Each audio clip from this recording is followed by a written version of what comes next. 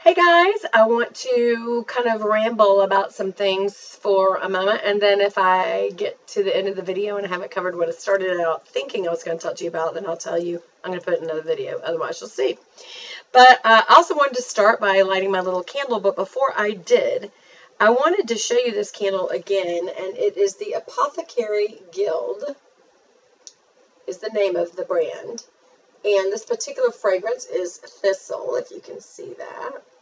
And they come in these very nice little jars that have a little bell cover, which is very, very nice and elegant. So here's the thing. When this burns all the way down and you clean it out, you still could use this for tea lights or motifs or whatever, or who knows what else you could use this for. I absolutely love it. It is a little more.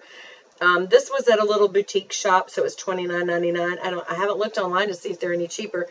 But typically at boutiques, they're more because they're mom and pop stores. They don't have a big line that's kind of carrying their inventory, you know. So I'm going to put that there so we can have our nice little candle.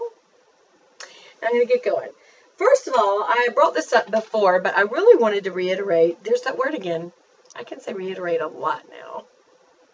But I wanted to reiterate this product. It is Bourjois Paris, and it is the Healthy Balance powder, and it's a matte powder, and it's the Healthy Glow line, and it doesn't actually say Healthy Glow except right there. So I guess you actually would call it Healthy Balance, but everybody here calls it the Healthy Glow. But I've been told that Chanel makes this. And can I tell you why I think that might be true? I haven't researched it. This powder rivals my Chanel powder for when I want to dust to get rid of my T-zone oily look. And see, I just put it on.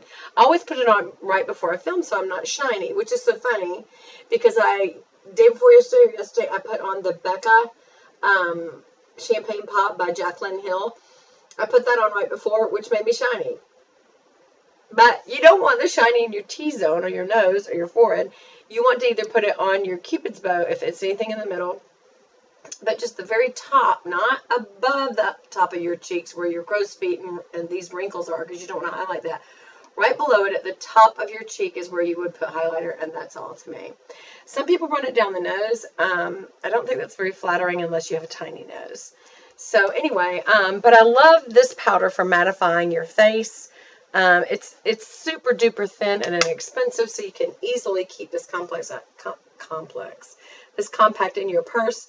I keep my Chanel. It is a little bigger, not much heavier, but so I actually keep this one in my drawer. But I do highly recommend this. I did this in color light bronze, which is 56. Why did I choose light bronze? That actually works, though. Look at my face. It's a perfect color match. So that's one thing I wanted to reiterate to you that is really, really great. And I put it on with a Sigma retractable kabuki brush. Take that off, and there's the little push-up brush. And you swirl it around, and then when you pull this up, it kind of tightens the brush together, so the powder is kind of locked in there. So really all you need to do is travel with this. So I love travel kabukis. This one was Princess Grace. And I think there was a Audrey Hepburn one and another one. I can't remember who the other one. There's a purple and a red and a pink. And I don't know if Sigma still carries the pink. This one is a dome. See how that is dome? It is so, by the way, luxurious. This is so nice and dense and soft. The other one I think is a flat top, whereas this is dome topped, and then there's dome topped. And then this one, the red one is, I can't remember what the red one is. Anyway, feel free to go to sigmabeauty.com and check those out. I am not even an affiliate, which I should be because I think they pay you to be one. And then every time you talk about them, I'm sure every time you talk about them and someone purchases and they reference that they heard about it from you, I'm not doing it. I'm just not. Okay. But I would suggest you do because it's a great brush line. All right. So what was the other things I wanted to show you? Well, some of my old faithfuls that I wanted to show you and say, hey, these are tried and true. This one is the IT Cosmetics No Tug Waterproof Gel Eyeliner. And you guys, if you like to put on a black eyeliner on your waterline, please ignore my nails. They need to be done. The tips are kind of like worn off. But anyway, this is the best, hands down, the best waterline eyeliner I've ever used. For one thing, because it's waterproof, it stays on really good. Because it's no tug gel, it goes on very, very smoothly in one swipe. I usually do one, maybe even, two, maybe even three, but that's at the most. You don't have to. And it's just an awesome product because it's scroll up. You don't have to have a sharpener. It's a wide nib end, meaning it will get the whole of your waterline. So it's a really wide. And I don't even need to look at a mirror. I can just look at you and do this. That's how easy it is to get this on. Don't even need a mirror. That's something. I absolutely love this. I get this at Ulta, and I think that It Cosmetics is exclusive to Ulta, so you would have to get it there, but you can order online with Ulta. Also, a couple of you had asked me about this, and this is the Brow Expert Crayon. It's an ultra precision brow pencil by Lancome. It's got a very, very long name, but just know it is the Expert, what is that, ultra precision brow pencil, and this is in 105 brown. If you can see that, yeah, right there you can. And the difference in this is, for one thing, the nib is so tiny that it really does make, if you want to literally draw on hairs, you could. And I'm just going to show you real quick. Let me move my hairs. The first thing that I do for a brow is go under the natural place of my brow and reinforce that.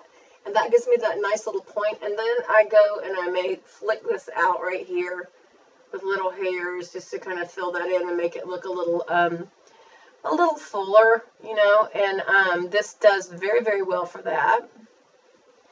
And it reinforces your natural brow. And then I do go from here straight up to a point and come down. And then I backfill to that to get my little hairs to look like they're growing in there. Again, go straight up through the brow and come down. And then I fill it in. And sometimes if I feel like I got it a little too sharp, then, you know, I may go with just my finger and just kind of round out that point so it doesn't look so sharp. See how that's a little too sharp? Some people like that really sharp look. But also, when I'm finished, then I use this wonderful little comb. Is it that tiny? And I comb through. And it's the same as if you used a spoolie brush, but I just feel like this is, I don't know why, but I feel like this is a little more precise in raking it out and making it look real. A lot of people go up here and then they go over like that. I don't like that. I go up, up, up the whole way. Because your natural expression when you do like that and come down will realign your hairs and they'll come down the way they want to anyway. So it doesn't really matter which direction you brush them. I brush up to make sure that I get rid of that line that I just drew. And also just to, I don't know, I think my mother always taught me that you brush up. Brush the hairs up like that instead of up and then over. And again, when you make natural expressions, they're going to come back down to where they're going to lay anyway. So that's another product I wanted to show you.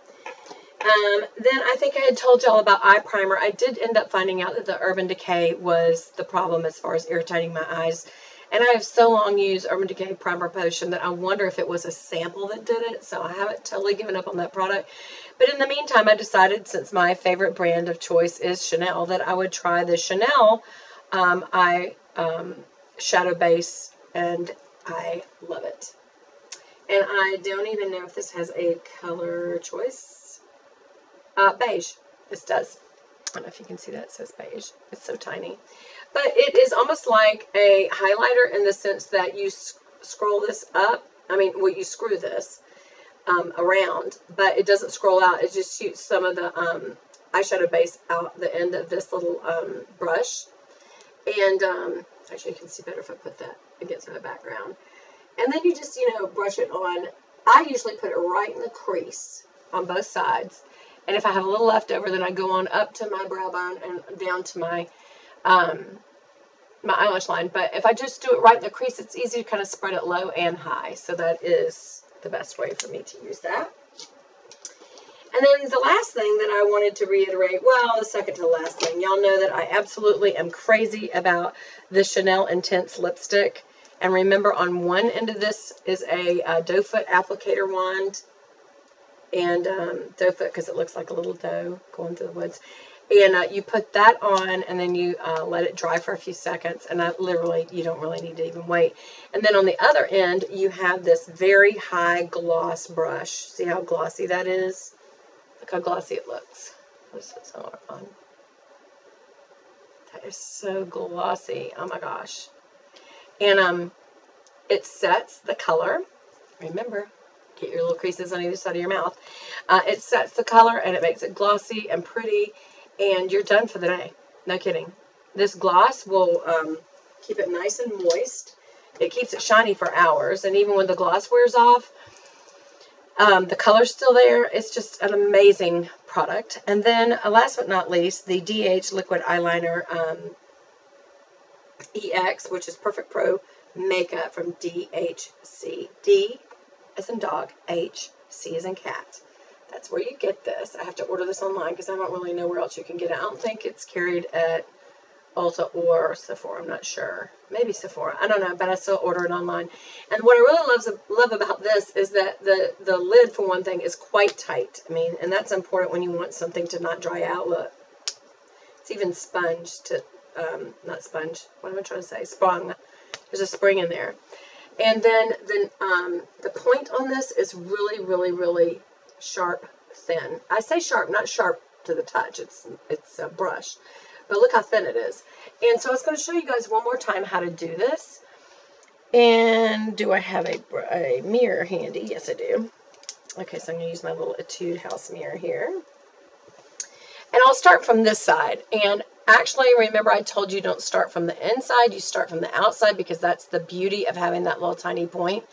And instead of starting down, like most people would do eyeliner and they'd come down here and then they'd wing up.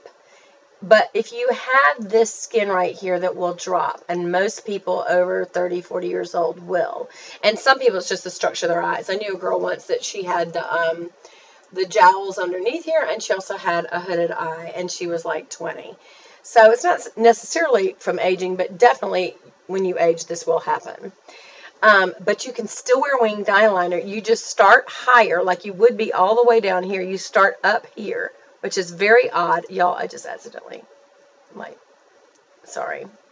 I just accidentally messed that up. Okay, so let me fix my shadow. There. Okay, so I'm just going to show you. It's kind of awkward at first because you're so high up. It's like, and you're doing a straight line across instead of over your lid and down and flicking it up. But if you do that, if you go over the lid and go down and flick it up, all you'll see is the end of the flick because this hood drops down over it. So watch how I'm really high up here. Not down here, but up here. Straight across. Now look how that just looks weird, right? It looks really, really weird. Look at it closely. But what you do is now you backfill it. So now I will go to the lash line and backfill it with this liner. And this area right here that should be dark, I filled that in. So it's dark, but the flick is higher. Okay? See that? And now, I didn't do much of one. It's very, very light. So for those of you who say, I don't want a really dark look, well, look how light that is. But notice, see how the skin, see the skin right there, how it drops down? But you're not missing the flick. Normally it would be in there and just a little end would come out right down here. But because I went a little higher and came in at a straight line, it's very viewable. It's not overdone. It still looks like part of my lashes, which is kind of what you want a wing liner to look like. If I want to really reiterate it, I can. Make it a little darker. We'll fill it in just a little more so you can see it a little better. Like that. And see, when I look down, you can see it really well. But when you're looking right at me, you can see it well as well. Well as well. All right, so now I'm going to do this side. Again, starting and coming straight across. It just looks so weird when you first do it. Because see all this skin in between right there? You're like, that looks weird. Also, I didn't do much of the point. A little tiny point there. All right, and so now I'm going to go back to the lid, and always start halfway through your lid and then come down like that, and then backfill that in. See, I'm backfilling that in where the skin is. Look how it looks like it looks like I went down my lid and then went up, but I didn't, because if I had, it wouldn't even show. That's the thing that you got to remember. Now, the last thing to do is to look at both eyes and say, uh-oh, did I do it even? Well, if you didn't, then this is your chance to use just the tip end to go a little higher and come down like that. Now, there's something else you can do. Some people like to do this, some don't. You can do a double line like this, where you have two, make it thicker, or you can have two little ends like that, like this. And to look straight on, see those two little lines? Some people will even, you can leave that for like an everyday look, and people, when they look at you, it's like, oh, it looks like that's their lashes, but they're wing liner. But for the more dramatic look, especially for the evening look, in between those two, they'll put like a very white highlighter or a pen or silver or something like that to really, really set it off. And again, on this side, I've got two that are really close together, so you can see the difference. I'm going to look really weird in this video, but I just wanted you to see both ways. So you can do it one, you can do it two really close together with a fishtail in like that, or two really close together that have space in between that you can just leave that way, or you can fill it in with a color. Either way, when you look straight on, again, look at me straight on. When I look down, you notice it. But when I look up at you, and which you should notice a wing liner. I mean, why did you do wing liner if you don't want it noticeable? But when you look at me straight on, it just looks like more of my lashes. So, anyway, that's that product. And because I run over, what I was going to do is talk about glam planning, but because I run over, I'm going to save it and wait to the next video. So I'll see you in that video. I hope that you learned something from this. And if you're looking for some real, just kind of basic stuff that you definitely should get, I would definitely say everything I've named you should get. One other thing, I got this online, and guys, I can't tell you the name brand because it's nowhere on here. Shame on them. But I got this, it may have been when I bid it on it at Top Hatter or Cute, which is a makeup place that you can get stuff. And the brand is nowhere on this piece. But it's a baby size flat iron. Like, I can keep this in my tote. And like today I had a really weird crimp right here, so I just threw this in my tote. And so I'm going to start keeping this in my tote now that I have this kind of short bob hair cut. And when I got to work, I plugged this in, and when nobody was looking, I just went like that and kind of calmed that down. Or if you want to calm your bangs down, or if you have a poochy weird thing going on. So it's just good to have this. It's a little baby size. See, I'll put it next to my face so you see the size of it. Very, very tiny. But just because I don't know the name doesn't mean you can't find it. So just do small flat iron or travel flat iron, small or mini or something like that. Okay? Anyway, I hope you enjoyed this video. I'll see you again on my next one. Bye.